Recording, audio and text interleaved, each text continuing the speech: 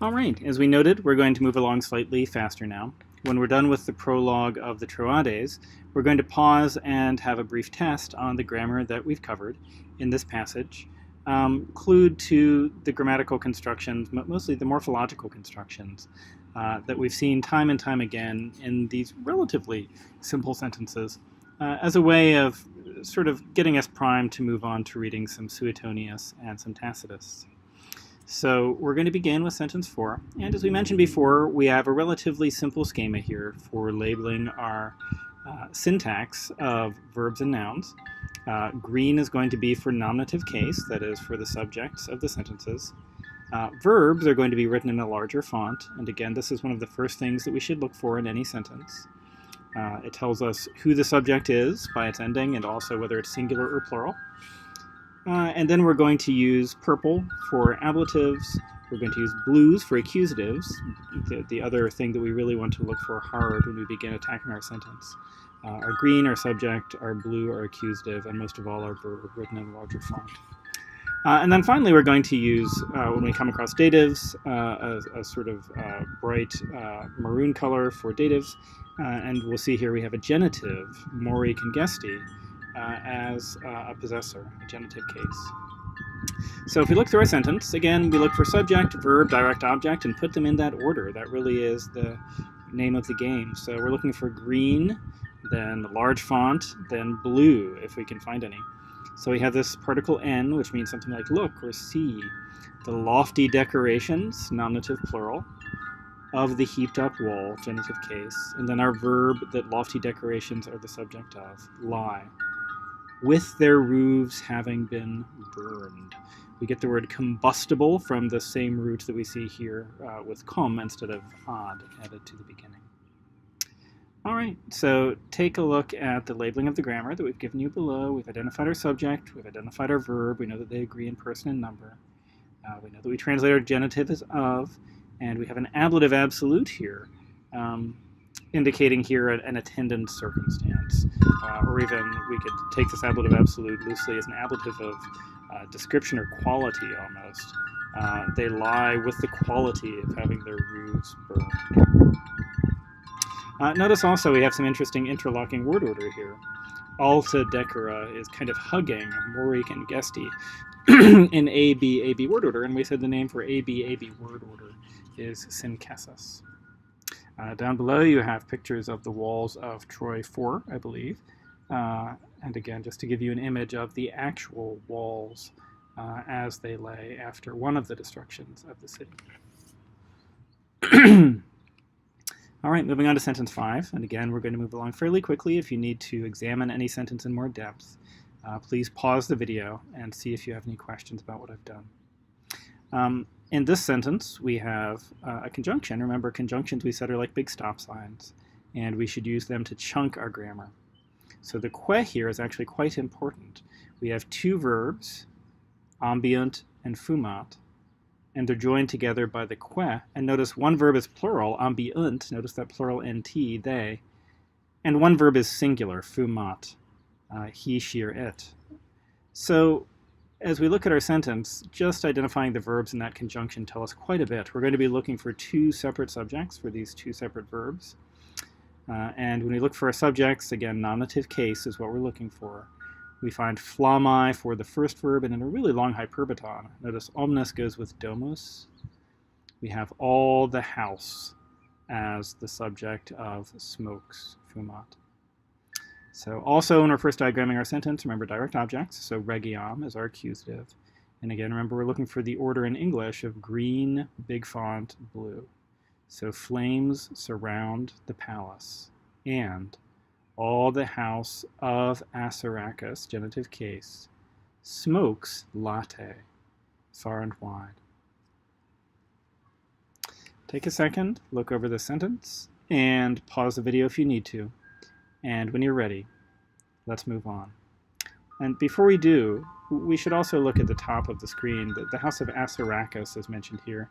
And it's worth noting, if you do the math, Diodorus Siculus, whose name implies his Sicilian origins, was a historian who lived around the time of the Emperor Augustus. and wrote in Sicily in Greek a history of the universe, a history of the world from the very first ages of Greek mythology. And in his description of the Trojan War, he gives us a very convenient outline of the kings of Troy, tracing the city back, as so often happens, to someone who's tied intimately to the landscape. Telchris, we're told, the founder of the Telchrian race, one of the names for the Trojans, is the son of the river god Scamandrus and a nymph from Mount Ida. So he's someone who's literally born of the landscape in this sort of beautiful, almost J.R.R. Tolkien sort of way. He's almost like the son of an elf. His people were named Teucrians because of him. He has a daughter named Batea, who's sort of interesting because she's actually mentioned very briefly in the Iliad, and we're given this really tantalizing description of her grave. We're told that it was visible to the heroes in the Trojan War, and that she had a different name in the language of the gods. The gods call her Marini, and her tomb was still visible.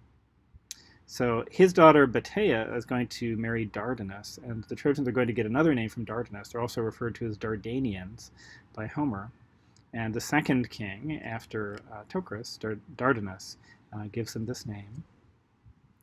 Notice he's the son of Zeus, so he brings with him an estimable pedigree. And Dardanus is going to also found a city that he refers to as Dardania. He has a son named Erichthonius. It seems to imply autochthony, that is, birth from the earth. Athens has an early king named Erichthonius as well. Erichthonius has a son, Tros. Again, we get another name for the city of Troy. We've already had Teucrians, Dardanians. Well, we also refer to these folks, of course, most famously as Trojans. And Tros gives his name to Troia, the city of Troy. And then Tros has the big three, the sons Elis, Assaracus, and Ganymedes. Ganymedes very rapidly is out of the equation because he's abducted by Zeus to become the cupbearer. But then that also leaves behind Elis, who gives Troy yet another name, Ilios, or Ilium, root of the word Iliad, the great epic by Homer of the story of the Trojan War. Elis is the guy who's going to give us the king of the current generation of the Trojan War. He's the father of Laomedon, who we've already discussed. And Laomedon, we'll recall, is the father of Priam, originally named Podarches. And notice it's Elis's brother Assaracus, who's referred to here as Hecuba's describing the sack of the city. The whole house of Assaracus smokes far and wide. And this is sort of interesting because Assaracus is the father of Anchises, and Anchises is the father of Aeneas. And we're told repeatedly throughout the Iliad that Aeneas is destined to go on to do great things and to survive the Trojan War. His mom is Aphrodite. She seduces Anchises on the flanks of Mount Ida and gives birth to this divine son. And even as far back as the time of Homer, there's this tradition that he's destined to survive the war and go on and to refound the city. And the Romans believe that they're the descendants of Aeneas, that he eventually made his way to the future site of Rome and set up shop nearby at a city which he named after his new wife, Lavinia. So Assaracus is very important to the Romans because he's one of their ancestors. And here this is just one indication of the destruction that's been wrought. And since this is one of the Roman ancestors, Assaracus, hearing this in a Roman context in a play by Seneca, we might feel especially empathetic to Hecuba as she describes the house of Assaracus smoking.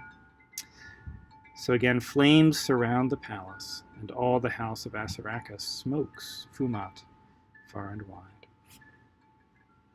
Okay, take a second, and when you're ready to move on, we'll move on. Sentence 6.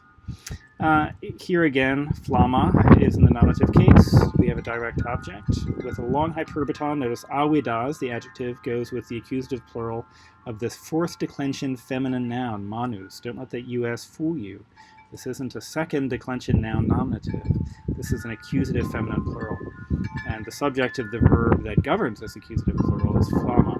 So the core of our sentence is going to be, flame does not keep off eager hands. And then we add in our genitive, the flame does not keep off the eager hands of the victor. And again, take a second, pause, look over the grammar, see if you have any questions. And when you're ready, we'll move on to sentence 7. Here we have again two subjects, and notice we do have a conjunction here. Neck is short for and not, or neither nor, if we have two of them. So we put it in red. It's a little red stop sign that tells us we might, as we have here, have two subjects with two verbs. So our first subject, our first nominative is Ardanes Troia, Troy burning, or Troy in flames. And deripitor, very vivid idea. Troy is torn apart, literally. So Troy burning is torn apart, and then we start over just like we're attacking a new sentence. And the sky is not visible. And then we have an ablative absolute, literally with flame undulating, or with smoke undulating. But because the ablative can imply cause, one way of translating this that might sound a little bit more English would be to add a because to this ablative absolute. And the sky is not visible because of the waves of smoke. All right, take a second, and when you're ready to move on, we'll move on. We're on sentence 8. And here, a slightly complicated sentence. I've taken some liberties with the translation of squaleo. Squaleo can mean just to be dirty. We get squalid from this in English. It can mean also, however, to go clad in dirty or dark garments because you're in mourning, which would add a slightly figurative and metaphorical meaning to this passage, if that's the intended meaning. So here our subject is ater dies, the dark or black day. And obsitus describes it, and obsitus is qualified by a couple of ablatives that describe by means of what the day is obscured. So the black day obscured by what? By cloud, nube, or sail, by densa favila iliaca, by dark cinder of Troy. And then our translation of our verb goes clad in dark garments of mourning.